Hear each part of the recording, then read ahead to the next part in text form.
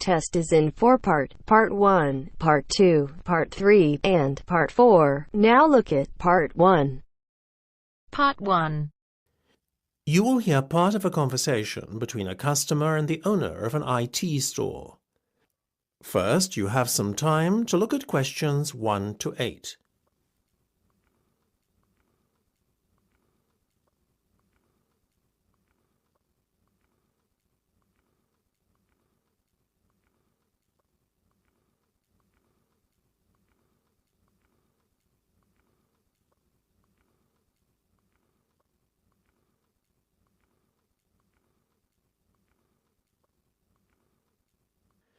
You should answer the questions as you listen, because you will not hear the recording a second time.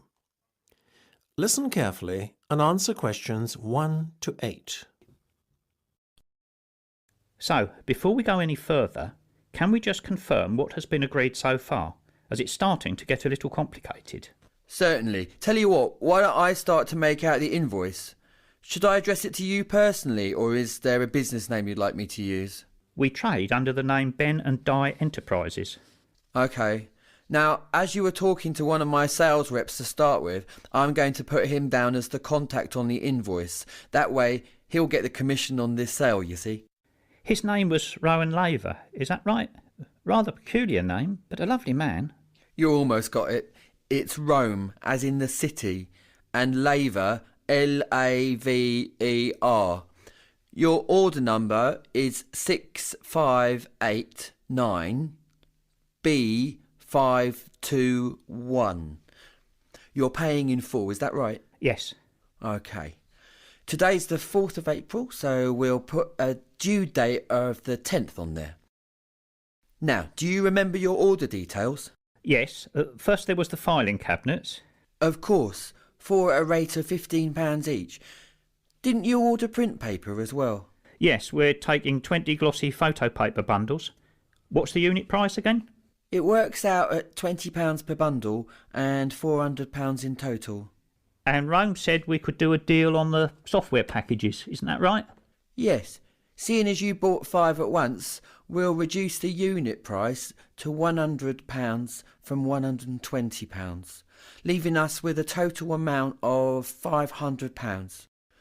I needn't remind you that there is an additional fixed charge totalling £40 specifically for the software installation. Of course.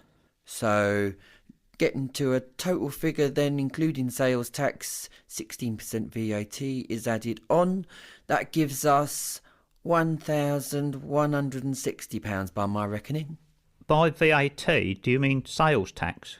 Isn't that 10%? It's 25% on some products and 10% on others. We work out an aggregate figure and apply it to all goods sold.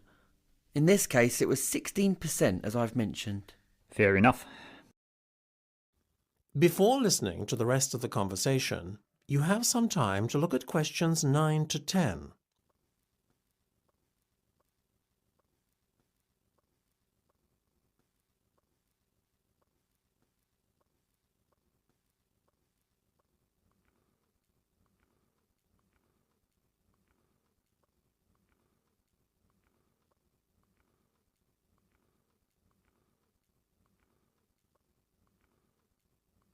Now listen and answer questions 9 to 10.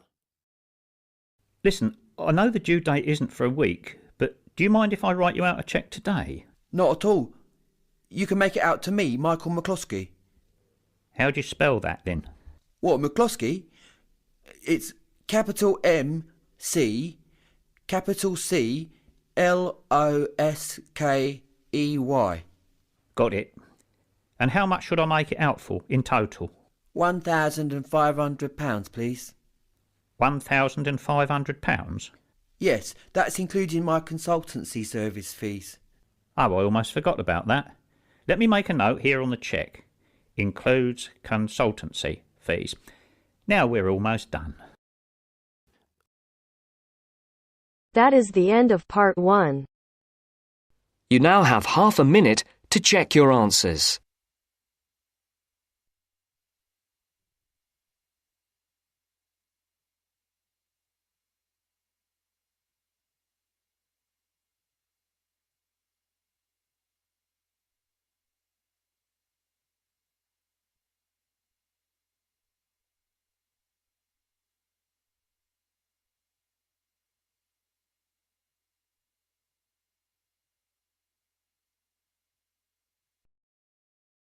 Now turns to Part 2. Part 2. You will hear a recorded message giving information about an area where tourists can visit to taste local food.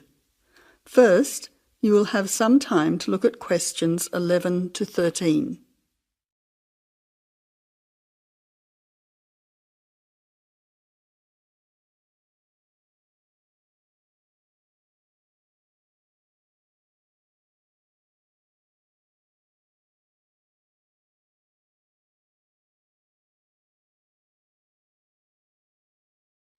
Now listen carefully to the first part of the message and answer questions 11 to 13. Welcome to the tourist information line for the Valley Food Trail. Here you will find many local food products for you to sample and buy. It is possible for you to spend as much or as little time as you want, but I suggest that you allow a full day for touring this area. Of course, there are many half-day tours available for those of you short on time. Now, it's quite a large area and stretches from Brookville to Ford Hill. For those of you unfamiliar with the area, that means that it is 10 kilometres to 35 kilometres from the city centre, or by car 15 minutes to the closest point, continuing to 55 minutes at its furthest point from the CBD. Of course, apart from food, there are many other places of interest in this area, including cafes and restaurants and galleries and studios. But I wouldn't recommend you go here to see parks and gardens. The other information lines will give you specific information related to these particular attractions. Before the final part of the message, you now have 20 seconds to look at questions 14 to 20.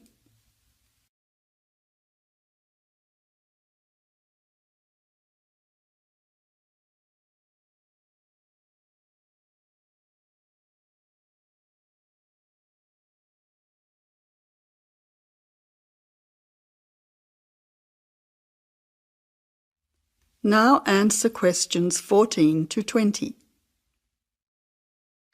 But let's go back to food. If we begin in Brookville and head north towards Upper Valley in a clockwise direction, passing West Valley on West Road, we cross over Coast Road to come to our first place of interest, Magic Coffee. This is not to be confused with the Coffee House, situated opposite on the other side of the valley on the railway line. Magic Coffee is next to the Chocolate Company, which is on the corner.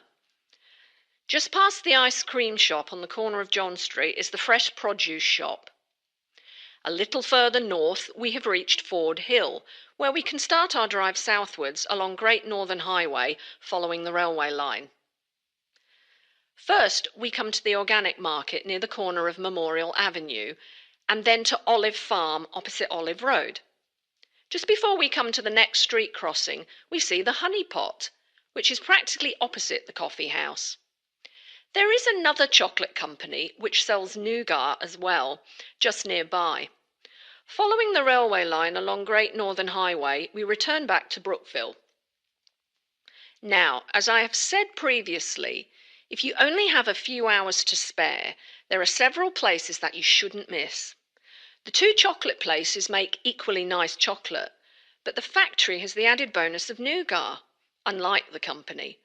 Of course, everyone loves ice cream, especially unusual flavours such as coffee and nougat, so the ice creamery is definitely worth a visit. And while the coffee house sells expertly made hot drinks, including hot chocolate, I think your time would be better spent sampling the many products on offer at the organic market. Well, I hope you enjoy your time visiting the Valley Food Trail and enjoy all the wonderful local foods on offer. That is the end of Part 2. You now have half a minute to check your answers.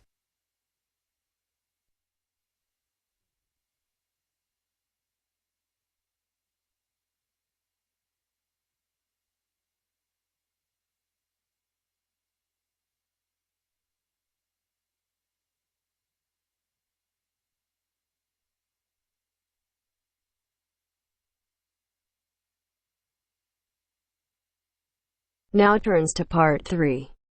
Part 3. You will hear a trainer giving a talk to people who want to learn outdoor survival skills. First, you have some time to look at questions 21 to 26.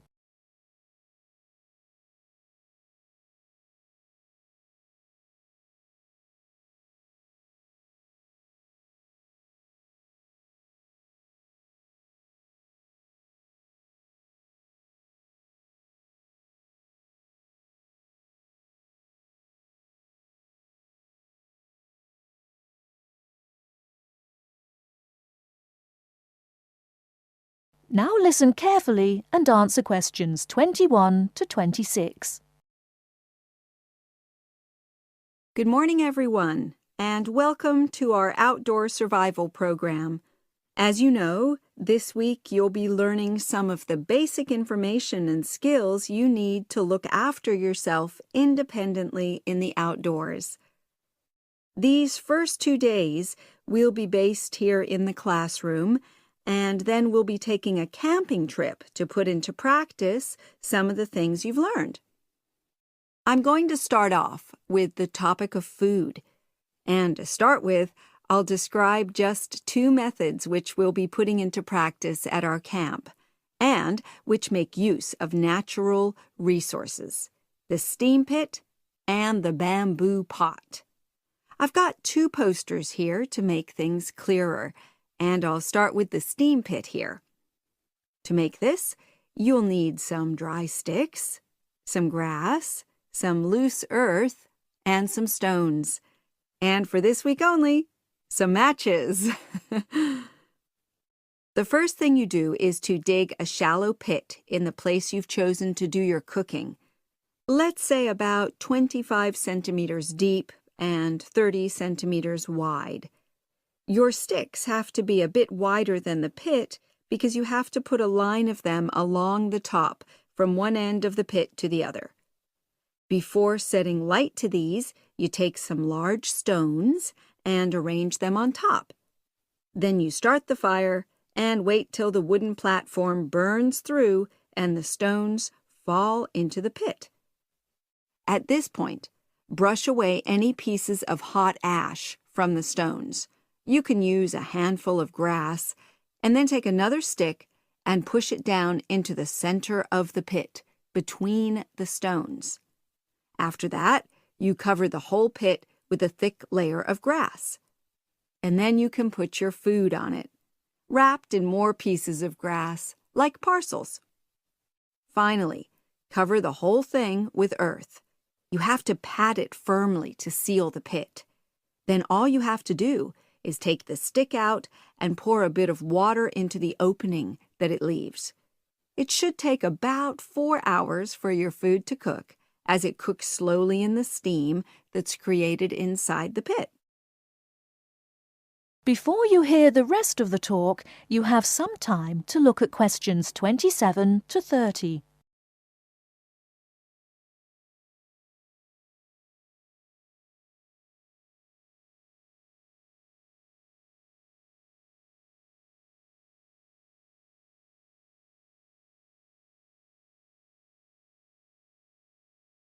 Now listen and answer questions 27 to 30. So, simple but effective. The other method you're going to practice this week is the bamboo oven. Now, the steam pit is ideal in certain conditions because the heat is below ground level. For example, if there's a strong wind and you're afraid a fire might spread. But when it's safe to have an open fire, you can use the bamboo oven method. You get a length of bamboo, which, as you probably know, is hollow and consists of a number of individual sections with a wall in between. You use a sharp stick to make a hole in each of the dividing walls apart from the end one. Then you lean the bamboo over a fire, with the top propped up by a forked stick and the bottom sitting on the ground. You pour enough water in the top to fill the bottom section, and then light a fire underneath that section to heat the water. Then you put your food inside the top section, and the steam coming up the bamboo through the holes you made cooks it. I'm going to move on now to food itself and talk about some of the wild plants you might cook. I'm going to begin with fungi. That's mushrooms and toadstools. I'm sure you'll be aware that some of these are edible and they're delicious, but some of them are highly poisonous. Now, whether they're poisonous or not, all fungi that you find in the wild should be cooked before eating, because that helps to destroy any compounds in them that might be mildly toxic. But be aware that any amount of cooking won't make poisonous varieties any safer to eat. Unless you can definitely identify a fungus, you should never eat it. It's not worth the risk. And you need to be really sure, because some fungi that are poisonous are very similar in appearance to certain edible varieties. They can easily be mistaken for each other. So, having said all that, fungi are delicious when they're freshly picked, and although they are only moderately nutritious, they do contain minerals which the body needs. I'll move on now to leafy plants, which are generally... That is the end of part 3. You now have half a minute to check your answers.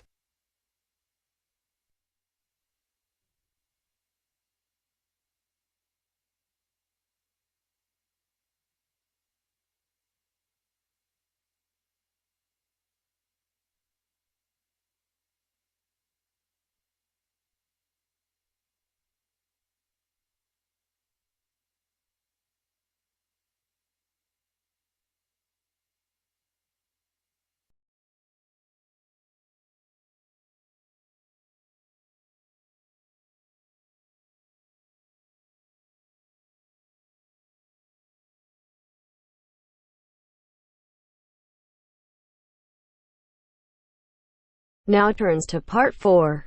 Part 4. About the installation of a telephone. You have half a minute to read the questions first.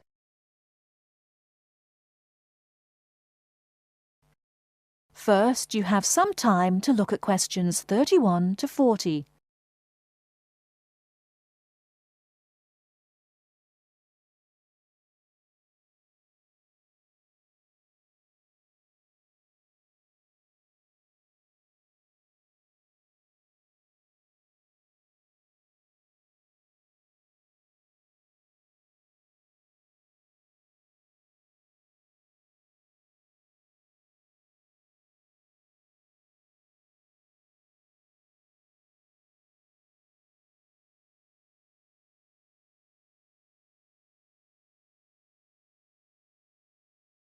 Now, listen carefully and answer questions 31 to 40.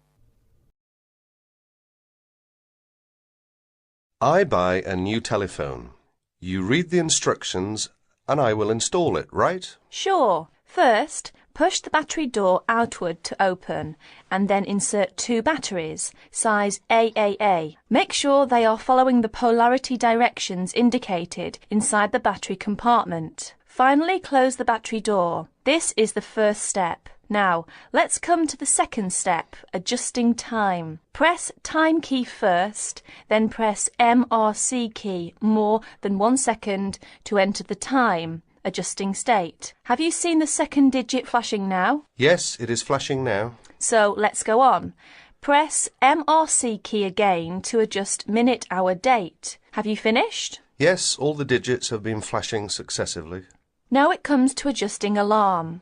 Press alarm key to enter the 3 states of A1, A2, A3. Pay attention to the 2 keys in the corner on the right hand. They are the keys to lock and unlock the alarm respectively. Press MRC key to enter the adjusting procedure. And have you seen the second digit begin to flash? Yes, I think I should repeat this action, yes? Yes. Press MRC key again to adjust minute and the on-off of the alarm.